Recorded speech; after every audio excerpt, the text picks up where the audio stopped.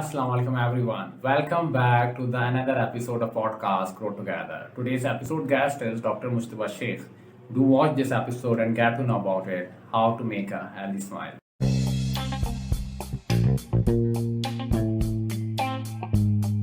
Walaikum assalam. I'm good, alhamdulillah. How are you, Mudassir? I'm fine. Thank you so much, Mustafa sir. Mustafa, what do you feel that generally where's the problem, face the problem कि वो अपने दांतों को लेकर किस हद तक conscious होते हैं? लोग मोस्टली जो है, अब मुझे लगता है कि अवेयरनेस थोड़ी ज़्यादा बढ़ गई है। पहले लोग आते थे जब प्रॉब्लम्स जो हैं वो पीक पर होते थे, जब हमारे पास ज़्यादा कोई ऑप्शन नहीं होता था सिवाय निकालने के या रूट कैनाल के। लेकिन अब लोग थोड़ा अवेयरनेस बढ़ गई है। अब लोग आते हैं जब उनको थोड़ा सा भी कोई ना कोई अनयूजुअल स्पॉट नज़र आ जाए दांत में या इस तरह की कोई भी प्रॉब्लम हो, तो दे show up, they actually get their routine checkups done, which is good because I believe that prevention is actually better than cure. Everybody likes that. तो इसलिए बेहतर यही है कि ट्रीटमेंट तक वेट करने से बेहतर है कि आप प्रोएक्टिवली अपने चेकअप्स करवाते रहें ताकि प्रॉब्लम बढ़े ना, ज़्यादा प्रॉब्लम से प्रिवेंट हो सके। मुझे आपको कैसे इस प्रोफेशन में कैसे आए आप? मैं वैसे आप समझे, हर डेंटिस्ट से अगर आप पूछे ना तो उनका यही एक वो रहता है बैकग्राउंड के पहले हमने एमबीबीएस करना था, फिर हमने किसी तरह बीडीएस में स्विच हो गए। तो मेरे साथ भी समझे इसी तरह हुआ। मेरा बकाई में एमबीबीएस में एडमिशन हुआ। Then I was on my way back, मैंने वहाँ पे एडमिशन टेस्ट भी क्लियर कर लिए थे, एडमिशन हो गया था सब। Then I went back, मुझे किसी ने एडवाइस किया नहीं, BDS is a good field and उसका ज़्यादा स्कोप है। वैसे ऐसा कुछ है नहीं, every field has Exactly. मतलब their own scope, जैसी किस भी फील्ड में चले जाएं आप। तो anyway, तो फिर उस वक्त तो नहीं पता होता ना कि आप जब करियर चॉइसेस अपने कर रहे होते हैं। तो फिर that's how I came into BDS on someone else's choice, but then I gradually developed my interest और फिर alhamdulillah I'm pretty happy with what I chose. अल्लाह का शुक्र है। You are very famous. I have seen the number of Facebook posts and Instagram के लोग suggest your clinic. अच्छा, फिर dentist से dentalist ये कैसे start हुआ? यार the thing is, मतलब everybody in our field is kind of busy with what they're doing, ठीक है। मतलब प्रोफेशन वाइज आप देखें हमारा बहुत ही बिजी प्रोफेशन है। उस वक्त मुझे अंदाज़ा नहीं था। Now when I stepped into the clinical world, it's मतलब you can not take out time for your own self और एनीबडी एल्स। तो जब मैं ग्रेजुएट हुआ था उस वक्त मुझे फील होता था कि हमारी फील्ड में ये नीड है कि जो हमारे डेंटल स्टूडेंट्स निकल रहे हैं ग्रेजुएट होके और जो हमारे फेलो डेंटिस्ट हैं जिनके पास जॉब नहीं है, जो अपना करियर प्लेटफॉर्म नहीं ढूंढ पा रहे हैं, उनको कोई गाइड करने वाला है। That's how I came up with Dentalist. और एट फर्स्ट या अभी भी मतलब मेरा जो बिग ड्रीम है वो यही है कि Dentalist is going to be for my fellow dentist जिनको हम एक तरह से सपोर्ट प्रोवाइड कर सकें। बट देन मतलब और मैं उसी के थ्रू फिर मैंने एजुकेशनल वीडियोस यूट्यूब पे बनाना शुरू की अपने फेलो डेंटिस्ट के लिए, डेंटल स्टूडेंट्स के लिए। अभी भी करता हूँ जब मुझे टाइम मिल पाता है, लेकिन अब कम हो गया थोड़ा। तो उसके साथ साथ फिर मैंने डेंटलिस्ट को अपने क्लिनिक का भी नाम रख दिया। पहले मेरे क्लिनिक का नाम था डेंटल केयर। मैंने 5 साल तक डेंटल केयर के नाम से क्लिनिक किया। उसके बाद recently I thought that I should take this name with me wherever I go. So that's how I decided that dentalist should be my clinic's name now. So अब clinic का भी नाम वही है और मेरा जो overall मतलब I want to hear dentalist everywhere Dentalist. because that's what I want to do for my people around.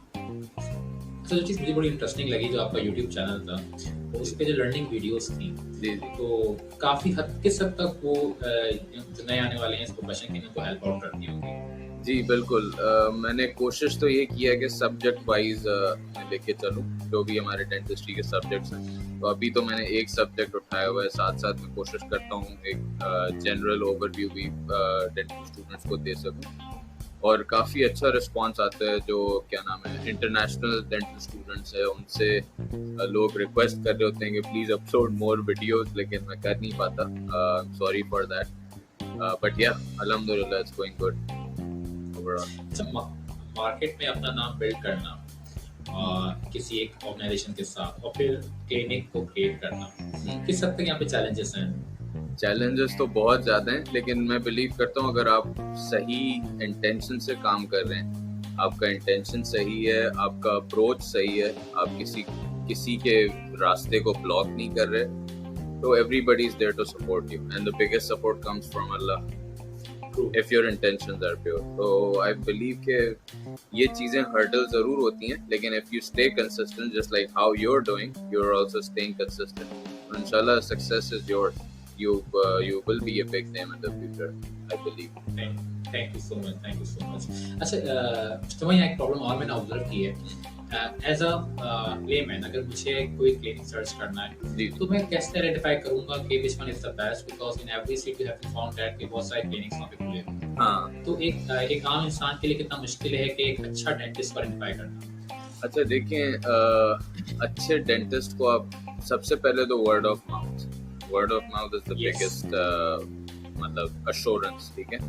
उसके बाद दूसरा आप देखें डिग्रीज और इन चीज़ों पे अगर आप जाएंगे वो जाना चाहिए, मतलब if your concern is like a grave one, मतलब a grave one, बहुत सीरियस कंसर्न है, तो फिर तो आप जरूर स्पेशलिस्ट से कंसर्न करें। लेकिन अदरवाइज डिग्रीज लेकर भी काफ़ी लोग नहीं कर पाते काम, तो इसलिए इट्स बेटर कि आप first of all word of mouth पे जाएं। फिर आप अब तो इतना आप समझे सोशल मीडिया हमारा स्ट्रॉन्ग हो गया, you can go to Facebook, you can check their page if they have one, and you can also check their Google reviews if they have established that।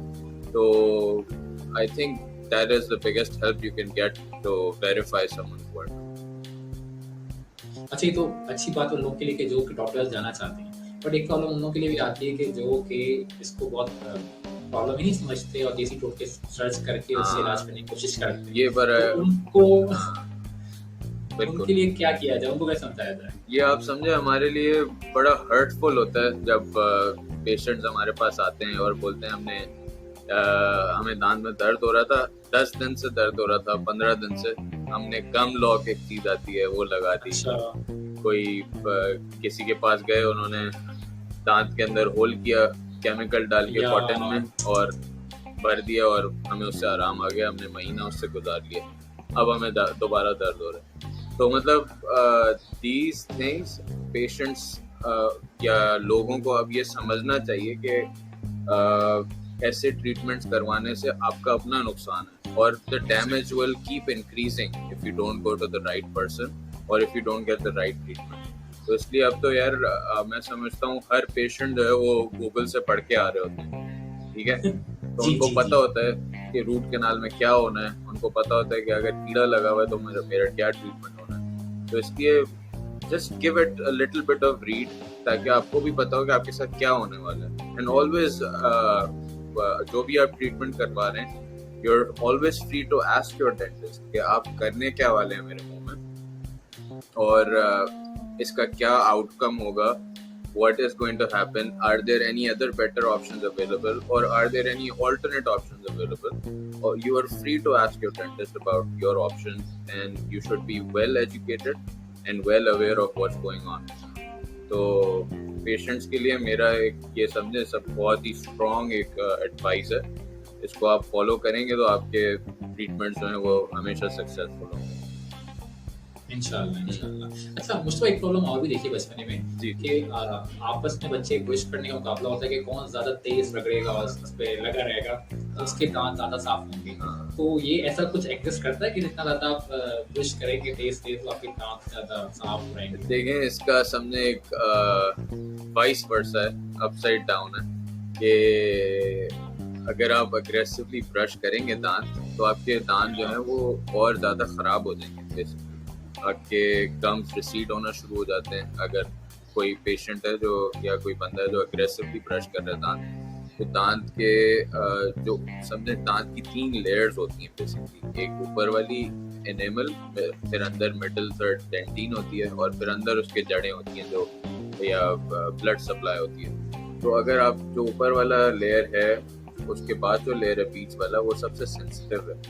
तो आप अगर ऊपर वाले लेयर को aggressively brush करते जाएंगे तो वो वेयर ऑफ हो जाएगा, और अल्टीमेटली दांत जो है वो सेंसिटिव होना शुरू हो जाते हैं या इतने डैमेज हो जाते हैं कि फिर उनको हम रिस्टोर नहीं कर पाते। तो इसलिए, और या रिस्टोरेशन के जो चांसेस होते हैं वो फिर कम हो जाते हैं। इन्वेजिव ट्रीटमेंट्स की तरफ जाता है, जैसे दांत को काट के क्राउन लगाना और इस तरह की चीज़ें। तो इन चीज़ों को अवॉइड करें, अग्रेसिव ब्रश ना करें, जेंटल ब्रश करें।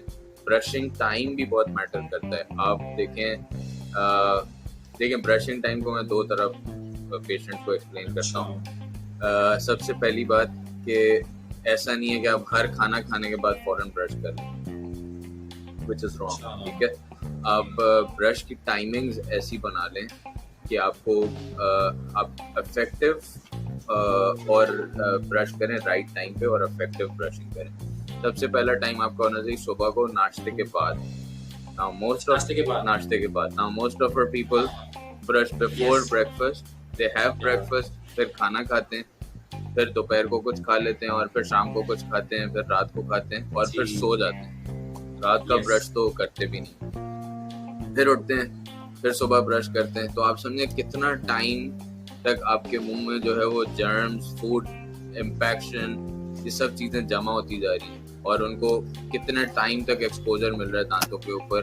तो वो जर्म्स जो है वो जितना ज़्यादा टाइम मिलेगा उतना उनके लिए हैप्पी मोमेंट है, वो उतना ज़्यादा आपके दांतों को ख़राब करेंगे। ठीक है, तो इसलिए सबसे इफेक्टिव टाइम है ब्रशिंग का सुबह नाश्ते के बाद और रात को सोने से पहले। ये 2 टाइम आप ब्रश कर लें इंशाल्लाह। और ब्रश भी इफेक्टिव वे में करना है, इस तरह कि आप ब्रश सही तरीके से करें। वो आपके पास यूट्यूब पे वीडियोस हैं, आप देख सकते हैं। हमने भी एक डेंटलिस्ट पे वीडियो बनाई हुई है, हाउ टू ब्रश इफेक्टिवली, तो उर्दू में, ताकि लोगों को इजीली समझ आ सके।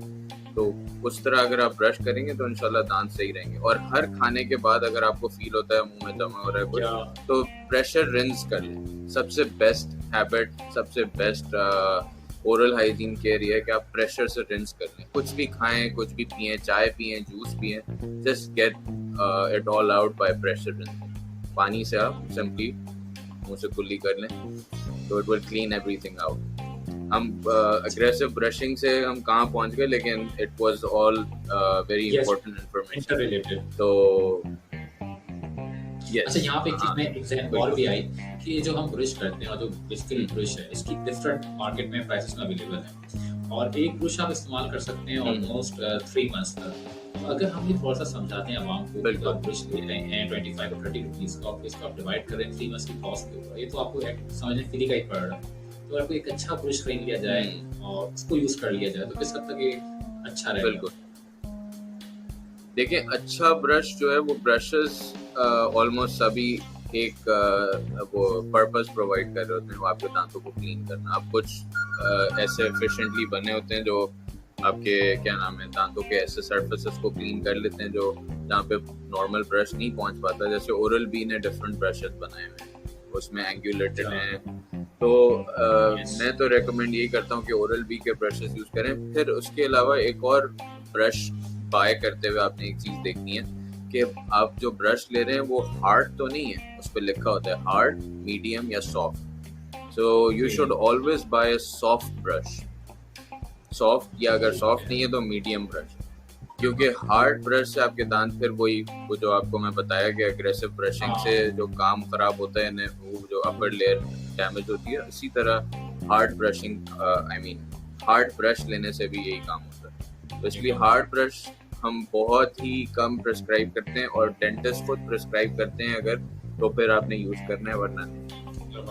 ठीक है। अच्छा, एक चीज और भी सोसाइटी के अंदर कि जो बच्चे हमारे पास छोटे होते हैं, लोग चॉकलेट्स भी खा रहे होते हैं और चीजें भी खा भी रहे होते हैं, बिल्कुल, पर उनके ब्रश को लेके कोई अवेयरनेस नहीं होती, तो हाँ। क्या करना चाहिए बच्चों को या नहीं होना चाहिए? नहीं, बिल्कुल करना चाहिए। आप समझे, जैसे आपका बच्चा पैदा होता है और उसके मुंह में पहला दांत आता है, that's when you should start caring about it. पहले दांत पे तो आप ब्रश ऑब्वियसली नहीं कर सकते, you can clean it with a clean piece of cloth उस पर अगर आप थोड़ी सी ग्लिसरीन लगा लें, बिल्कुल थोड़ी सी, तो उससे आपके जो सॉफ्ट टिश्यूज हैं, मतलब जो मसूड़े हैं, ओरल कैविटी है, उसको आप उस सॉफ्ट क्लीन क्लॉथ से आप साफ कर सकते हैं। तो अच्छा, अब वो भी काफ़ी लोग क्या करते हैं, कब साफ करते हैं ये मैटर करता है, टाइम। जैसे हमने ब्रशिंग की बात की कि आपने ब्रश कब करना है, इसी तरह बच्चों के भी टाइम पे लोग क्या करते हैं, जब बच्चा रात को दूध पीता है और सो जाता है, उसके मुंह में जी। सारा वो दूध का जो रेमिनेंट्स हैं वो सब जमा रहते हैं। तो आप सोचें वो वही बात हो गई ना, वो डैमेज करता रहता है उसी तरह जितना टाइम है। तो इसलिए जब भी बच्चे को आप रात को दूध पिलाएं और तो उसके बाद क्लीन करना बहुत ज़रूरी है। बेशक आपके बच्चे बड़े हो गए, फीडर पी रहे हैं, फिर भी आप उनको फीडर पीने के बाद ब्रश करवाएं। अगर नहीं करेंगे तो उससे सारे दांतों में कीड़े लग सकते हैं, ठीक है, क्योंकि वो दूध जो है वो लिक्विड है, फुल ऑफ शुगर है, तो वो आपके सारे दांतों को खराब कर देगा बच्चों के। और फिर हम उस डिजीज को कहते हैं बेबी बॉटल कैरीज। आप समझे, ये इतना कॉमन मसला है कि उसका नाम, उस कीड़े लगने का नाम ही डेंटिस्ट ने रख दिया बेबी बॉटल कैरीज, मतलब वो बेबी बॉटल पीने से होता है, अलग से डील किया जा रहा है। हाँ। तो इसलिए ये बहुत ज़रूरी है। बच्चों का ब्रश जो है वो रेकमेंडेड, वो बच्चों के कार्टून बने हुए ब्रशेस आते हैं स्मॉल साइज के, आप वो यूज़ कर सकते हैं। सबसे इम्पोर्टेंट है टूथपेस्ट का साइज जो आप ब्रश पे लगा रहे हैं। तो अगर आप पूरे ब्रश के ऊपर टूथपेस्ट फिल कर रहे हैं तो फिर वो सही तरीका नहीं है, क्योंकि आप अगर फ्लोराइड कंटेंट जो है, फ्लोराइड होता है टूथपेस्ट में, अगर फ्लोराइड की अमाउंट जो है वो ज़्यादा हो जाए तो वो डैमेजिंग हो जाता है दांतों के, डेवलपिंग दांतों के। तो इसलिए फ्लोराइड टूथपेस्ट का जो अमाउंट है वो बिल्कुल पी साइज होना चाहिए, मटर के साइज या उससे भी कम, उससे ज़्यादा नहीं होना चाहिए। तो फिर आपका जो है वो इफेक्टिव फ्लोराइड अमाउंट रहेगा और सेफ रहेंगे आप। अच्छा, here's one more problem Mr. that in our society everyone wants to get fit, और उसका जो आसान सॉल्यूशन ये होता है कि लेमन ड्रिंक लिया जाए गर्म पानी में। तो does it affect our teeth as well or not? It does in a sense कि आप समझे कोई भी एसिडिक अगर आप चीज़ ले रहे हैं तो आपके समझे दांत जो है वो इरोड होना शुरू हो जाते हैं। लेकिन वो तब होते हैं अगर आप समझे, फॉर एग्जांपल कोल्ड ड्रिंक है, जैसे सॉफ्ट ड्रिंक है, सॉफ्ट ड्रिंक भी एसिडिक है उसी तरह, लेकिन हॉट वाटर और लेमन का जो ओवरऑल बॉडी में फ़ायदा है वो ज़्यादा है। तो इसलिए मैं मना नहीं कर रहा कि आप ना लें, आप लें, लेकिन उसके बाद आप रिंस कर लें, ठीक है। तो आपके दांत जो है वो उस एसिडिक एनवायरनमेंट से बाहर आ जाएंगे और आपकी बॉडी को भी ओवरऑल जो फ़ायदा पहुंचाना चाह रहे हैं वो पहुंच जाएगा, समझ रहे हैं। तो इसी तरह आप जैसे आप सॉफ्ट ड्रिंक्स वगैरह लेते हैं या कोई भी एसिडिक चीज़ अगर आप मुंह में ले रहे हैं तो उसके बाद और आप खाना खा लेंगे उसके बाद, तो आपके दांत जो है वो बिल्कुल उस मोमेंट पे बिल्कुल वीक हुए पे होते हैं, ठीक है। तो आप खाना खाएंगे या कुछ भी करेंगे तो वो they are more prone to being damaged at that time. So it's better that whenever you take something acidic, just rinse it out of your mouth so that your oral cavity and your teeth can restore the normal strength that they actually deserve. Thank you so much Mr. for your time in last every penny You're message you want to give to our audience. बिल्कुल, बस यही है कि आप सबसे पहले तो अपने ट्रीटमेंट्स डिले ना करें। कोई भी चीज़ आपको लग रही है unusual, just get it check, don't be hesitant. काफ़ी लोग इस तरह भी आते हैं, वो बोलते हैं मैं डेंटिस्ट के पास इसलिए नहीं गया इतने टाइम से कि मुझे लगता था कि वो बोलेंगे कि क्या हालत की हुई है मुंह की। तो ऐसी कोई बात नहीं है, your dentist is there to help you out. It's not a problem क्या अगर आप बहुत टाइम से डेंटिस्ट के पास नहीं गए तो अब आप जाएंगे ही नहीं। आप समझे, अगर आप नहीं जाएंगे तो आपके मसले बढ़ते जाएंगे। Exactly. इसलिए इट्स बेटर कि आप रूटीन अपना एक बना लें, 6 मंथ्स बाद या साल में एक बार कम से कम डेंटिस्ट के पास ज़रूर विजिट करें एंड गेट योरसेल्फ चेक। इसके अलावा कीप योरसेल्फ अवेयर। जी बोलो। Is there any special SOPs after COVID जो follow करने बिल्कुल। कोविड के लिए स्पेशल SOPs हैं, हम डेंटिस्ट के लिए भी हैं और पेशेंट्स के लिए भी हैं। उसके लिए भी हमने एक इस पे डेंटलिस्ट पे वीडियो बनाई है, मैं आपको लिंक भेज दूंगा। तो वो अगर आप अपने ऑडियंस से शेयर कर लेंगे तो उनको फ़ायदा होगा।